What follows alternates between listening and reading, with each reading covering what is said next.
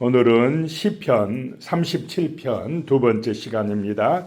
21절에서 40절 말씀을 통해서 은혜를 받으시겠습니다. 다윗이 노년의 나이에 이르러 자신의 인생을 해고하며 말씀한 것입니다. 악인의 번성은 잠깐이고 하나님의 시선은 오직 의인의 걸음에 머물러 있다라고 말씀하고 있습니다. 21절에 보면요, 악인은 꾸고 갚지 아니하나 의인은 은혜를 베풀고 주는도다. 악인은 꾸고 갚지 아니한다라고 하는 것입니다. 여기서 꾼다는 것은 단순히 경제적으로 능력이 부족해서 돈을 빌린다는 뜻이 아닙니다. 자신의 이익과 탐욕을 위해 남의 것을 끊임없이 빼앗고 이용하는 기복적이고 이기적인 삶의 방식을 말합니다. 그렇게 사는 사람이 악인이라는 것입니다. 그런데 의인은 베풀고 은혜를 베풀고 주는도다라고 말씀합니다. 의인은 자신의 소유를 내 것으로만 생각하지 않는다는 것입니다. 내게 있는 모든 것이 하나님께로부터 왔음을 인정하는 사람들입니다. 그래서 주변의 연약한 이웃을 향해 기꺼이 손을 펴는 사람들이 의인이다라고 하는 것입니다. 22절에요. 주의 복을 받은 자들은 땅을 차지하고 주의 저주를 받은 자들은 끊어지리로다. 주의 복을 받는 사람들은 의인들입니다. 하나님을 경외하는 사람들입니다. 주의 저주를 받은 자들은 악인들입니다. 자기 욕심대로 살아가는 인생들이다라고 하는 것입니다. 주의 저주를 받은 자들은, 악인들은 끊어짐의 심판을 받는다라고 하는 것입니다.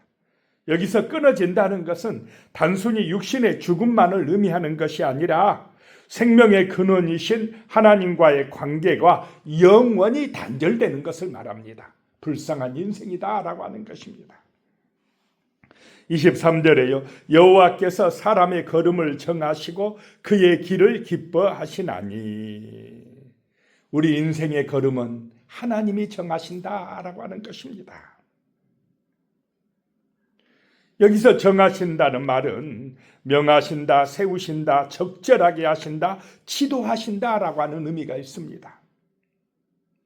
우리 인간의 삶의 여정은 하나님의 안내와 통제 아래에 있다라고 하는 것입니다. 하나님께서 우리의 길을 기뻐하시도록 하나님을 경외하는 삶을 사시기를 소망합니다.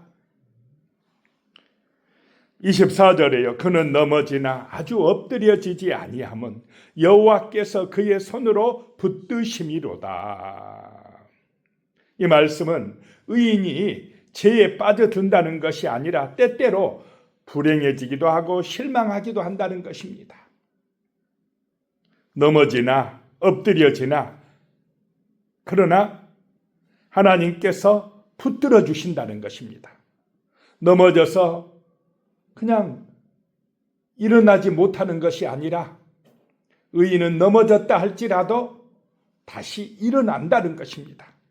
하나님이 붙드심이다라고 말씀하고 있습니다.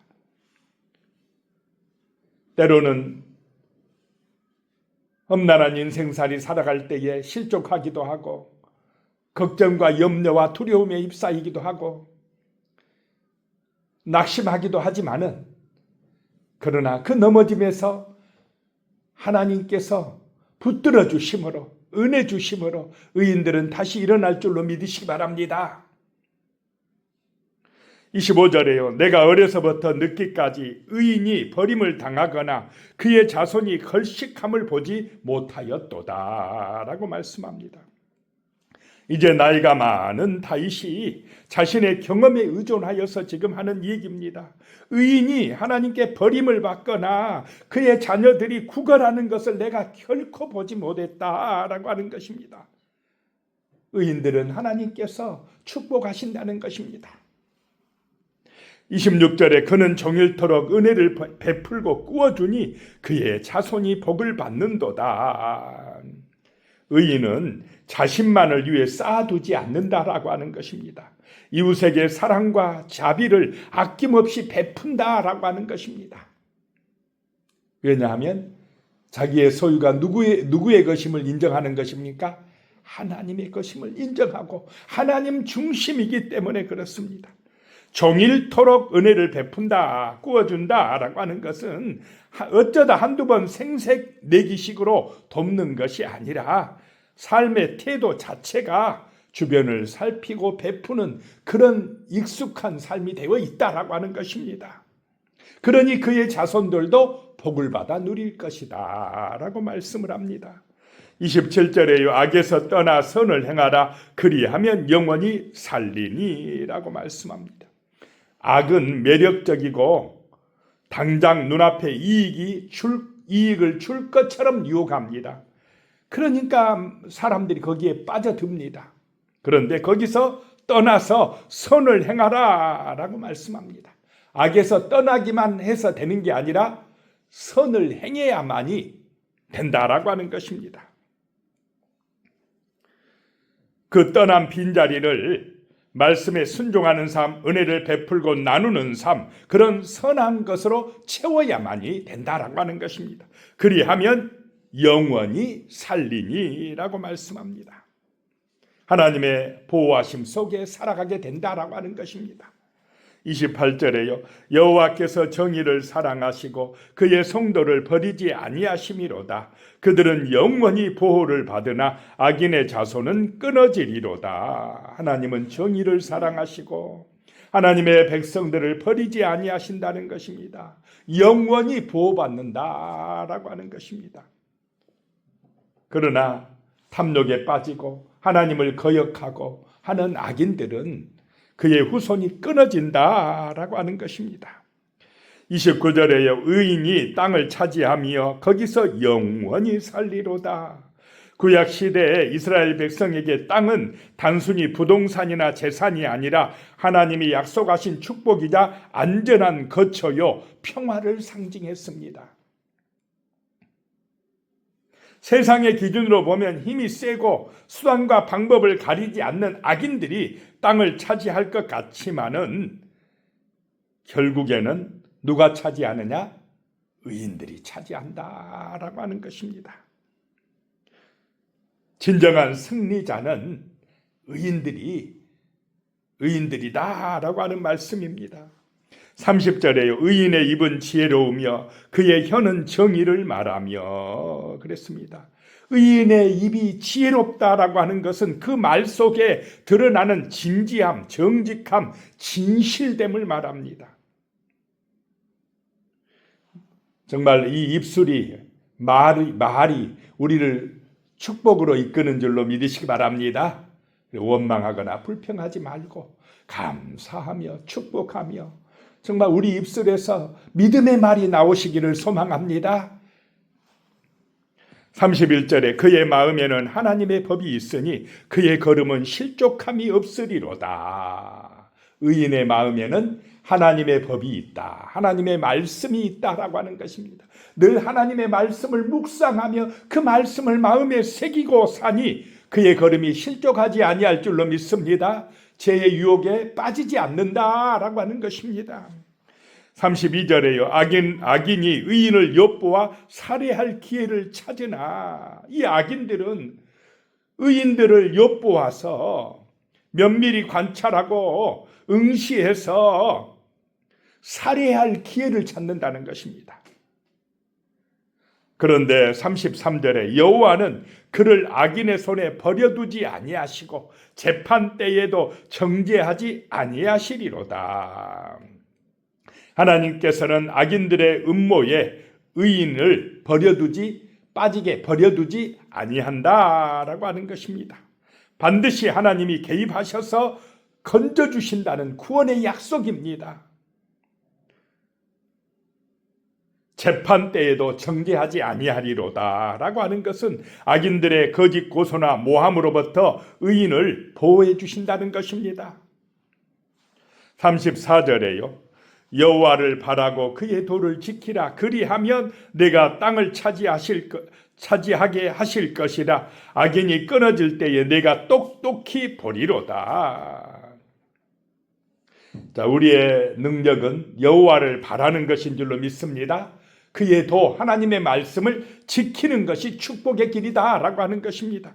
그렇게 하면 내가 땅을 차지하리라 라고 말씀합니다.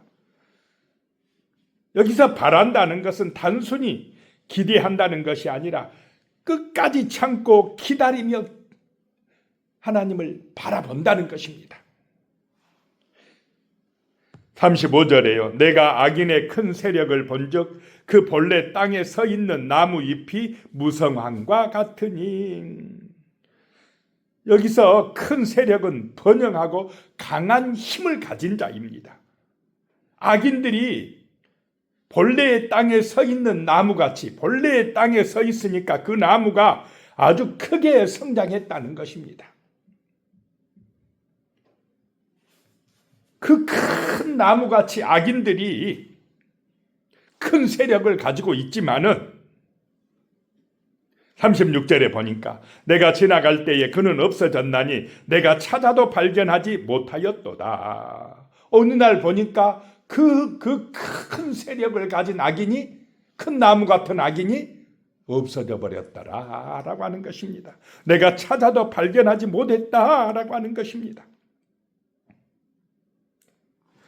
37절에 온전한 사람을 살피고 정직한 자를 볼지어다. 모든 화평한 자의 미래는 평안이로다. 악인들을 부러워하지 말고 하나님 앞에서 바르게 살려고 일쓰는 의인들, 온전한 사람들을 살피라는 것입니다. 정직한 자들을 볼지어다라고 말씀합니다.